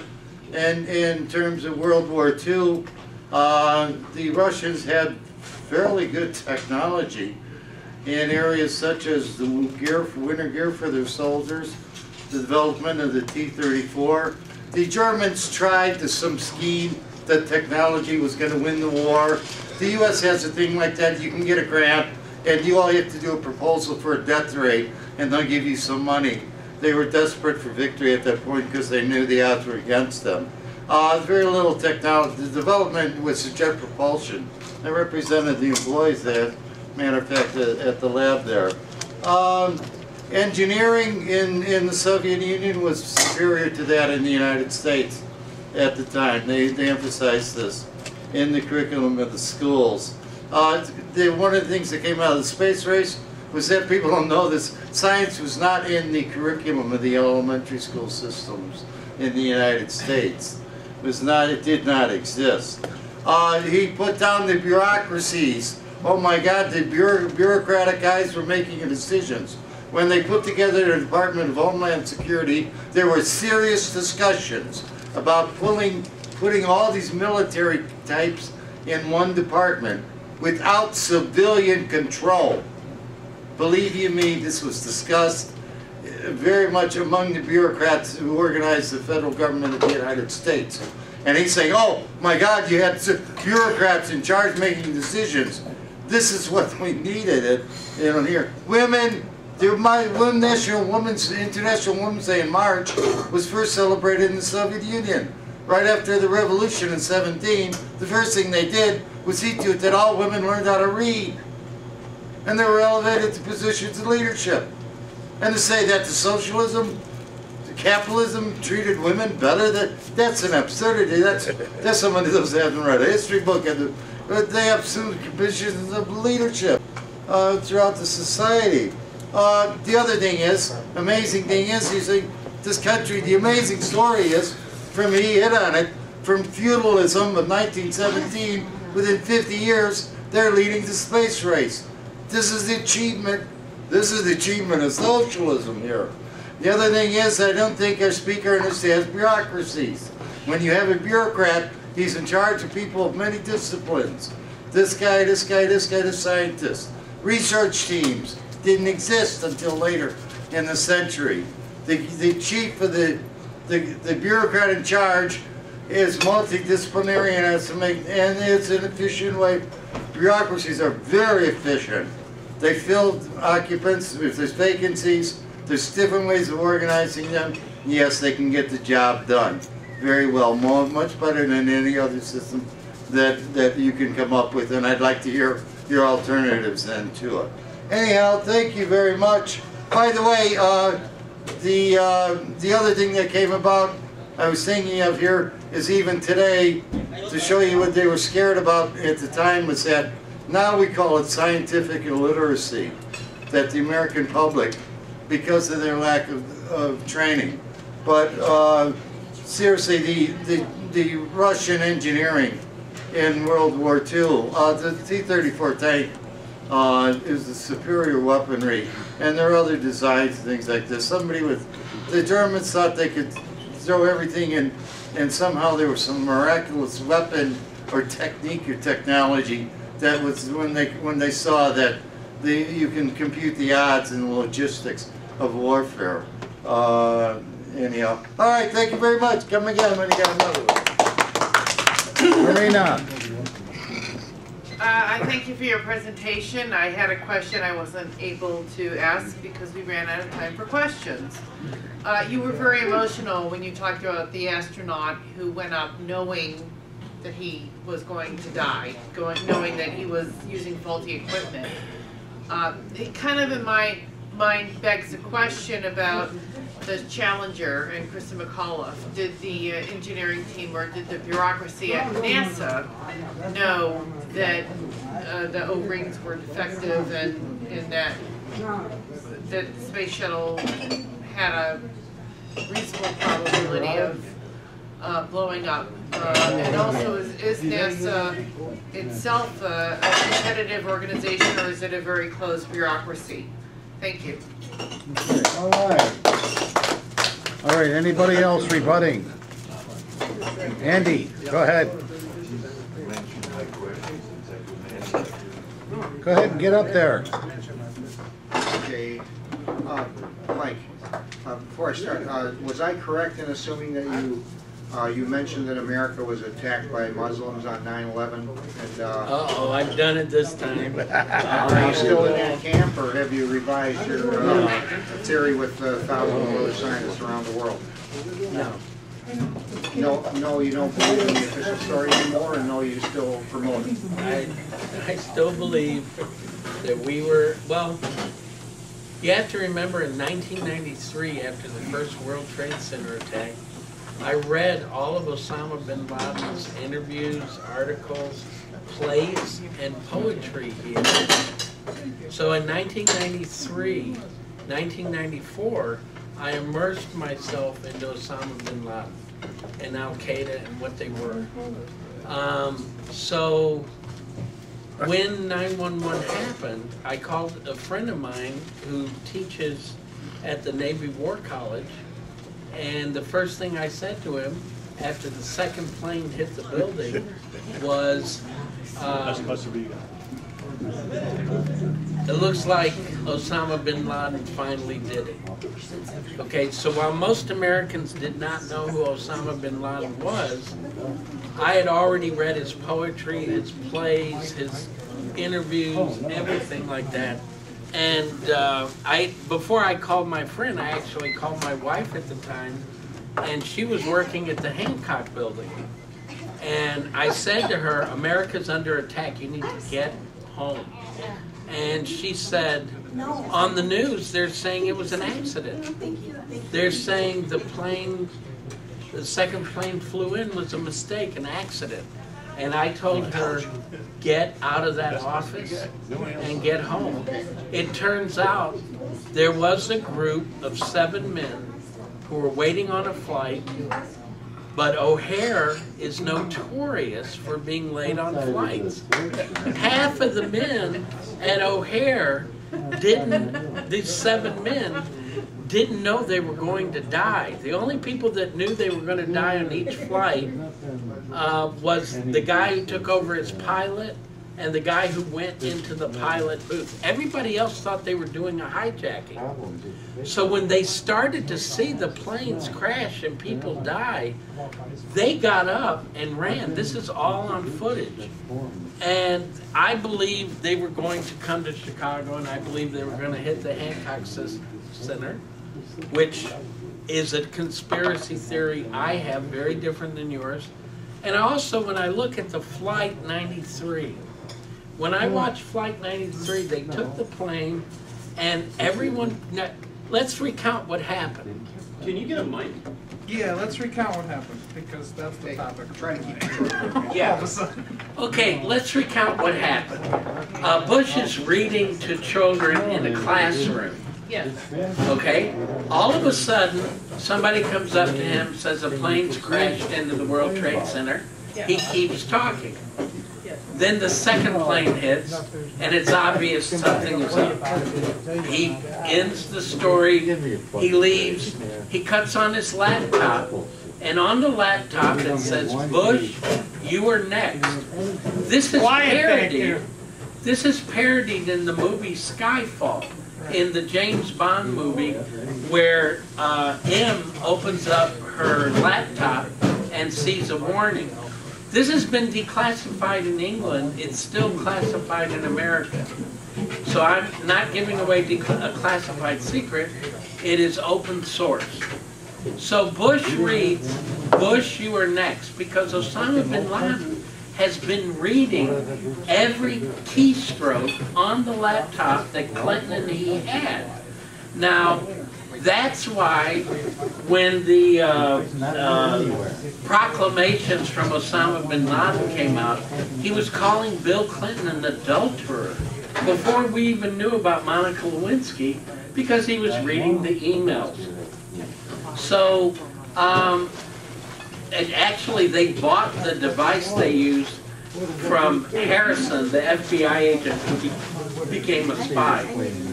So I do believe that there are things the American public doesn't know about 911, but unfortunately, it's nothing that you talk about. Okay. Okay. I got it, Andy. We got a problem in America. At one time, this country used doctors in white coats to advertise for cigarettes. The cigarette tobacco company says, we have no evidence that cigarettes are harmful at all. The asbestos industry was able to cover up the reality of that for 50 years. They were paying death benefits, checks, signing claims in 1929, and they covered it all the way up till 64. In America, it takes lawsuits coming up through the courts to present forensic evidence, scientific evidence in a court of law. Charlie, can you guys listen back there for a couple minutes? You might be of interest to you. The lawsuits have come up through the courts, especially on giant real estate fraud. It's against the law to torch one of your own nightclubs and collect insurance claiming it's arson. Arsonists do this all the time, and the FBI and others are good at investigating when there's a mysterious fire and a building is burned to the ground or something. Well, Michael is absolutely right. The American people are totally in the dark on the facts, the forensic evidence of certain things. Number one, 7 buildings, not 2, 7 were destroyed with pre-placed explosives on the day of 9/11. It was the largest real estate fraud in modern history.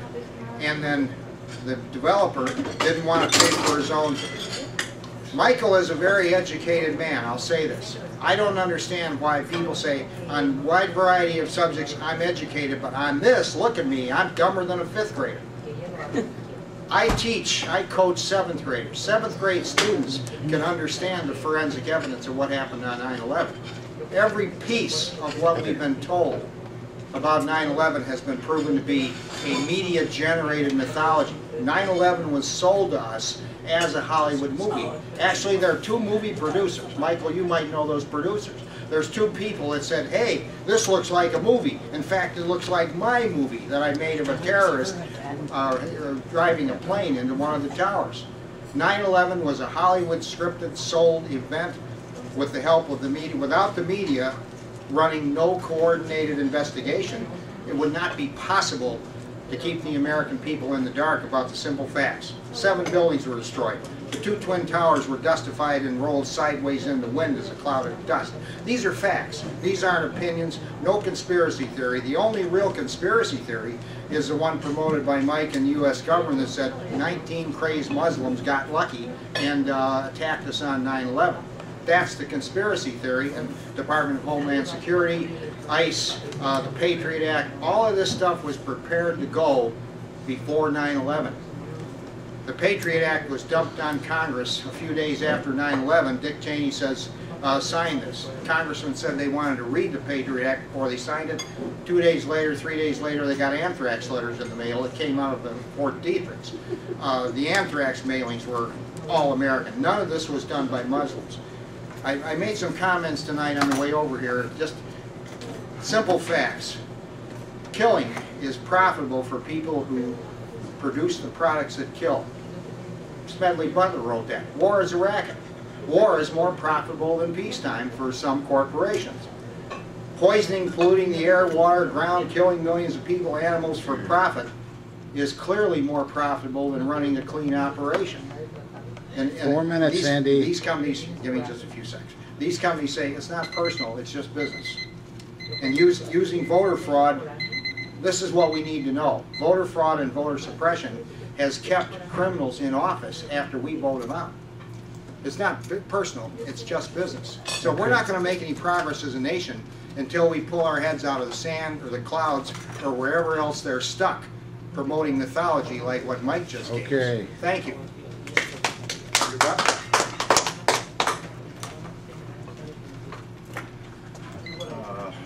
Since I couldn't ask a question, that's all that I will repeat here. The speaker emphasized that Khrushchev did not have enough experience in rocketry. Khrushchev did not have enough experience in farming. Khrushchev barely finished grammar school. You expect him to know all that?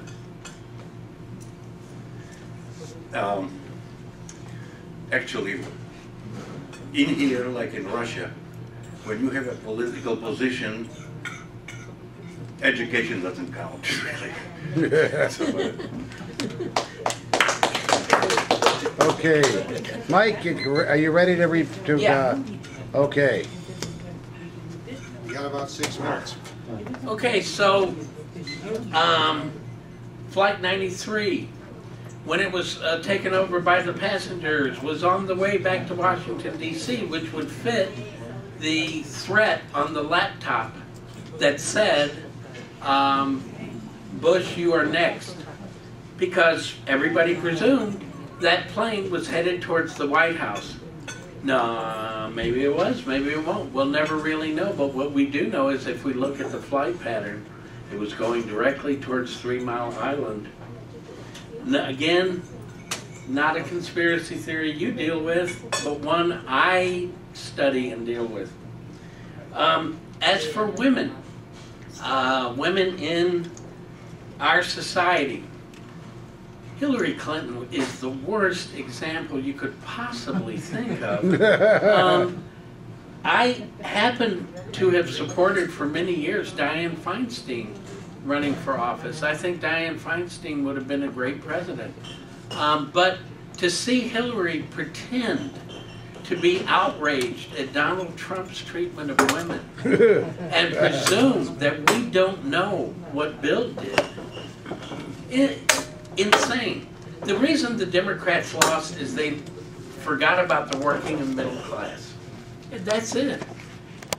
They began to hate them. If you go to Walmart boycott sites, you see pictures of working and middle class people being ridiculed, despised, hated. The only working class people the Democratic Party has come to care for is government workers. They lost because they had nothing to offer the workers in the middle class. Has nothing to do with Hillary being a woman. Hillary was, people say, Mike, if we get rid of the Electoral College, all of our problems will be over. Well, if you want to spend decades of your life trying to change the Constitution, like the women trying to get the ERA passed, go to it, have fun, see you in 50 years. Why don't you just get rid of the superdelegate system that robbed Bernie Sanders of the election? Now, that's very correct. 2 nights before the election, Hillary wasn't in Ohio. 2 nights before the election, she was at a Katy Perry concert where the average age was 15. They don't even vote. The night before the election, she wasn't in Pennsylvania. The night before the election, she was at a gangster rap concert. Are you kidding me? I don't know. She's the wrong person to bring up. And she was the wrong person to run. And she and Pelosi are going to destroy the Democratic Party, not Trump. That's why we needed Gary Johnson and William Weld. Now, Karina raised the question about NASA. What is the story about NASA and their bureaucracy? Would you believe that the bulk of the $13 billion a year that NASA gets goes to pensions? Pensions.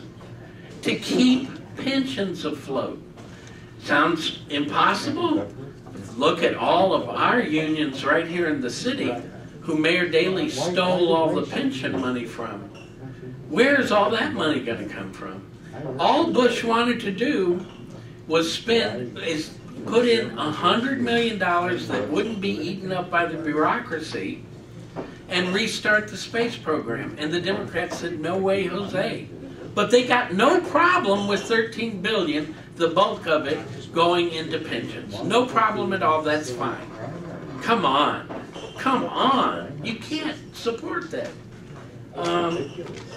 The best thing to happen to NASA was Virgin Airlines and other companies beginning to compete to go into outer space. And they've had accidents, they've had problems, but they don't have billions of dollars of pensions that they have to make up every year. So I think NASA has become a bureaucracy, like so many other bureaucracies, that's lost track of what its goal was. And that we need to restart the space program. I thank you for coming tonight. All right, gavel us out, Andy.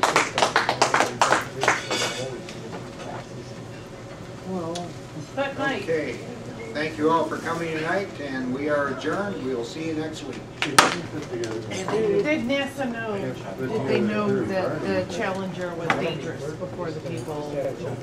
Well, I mean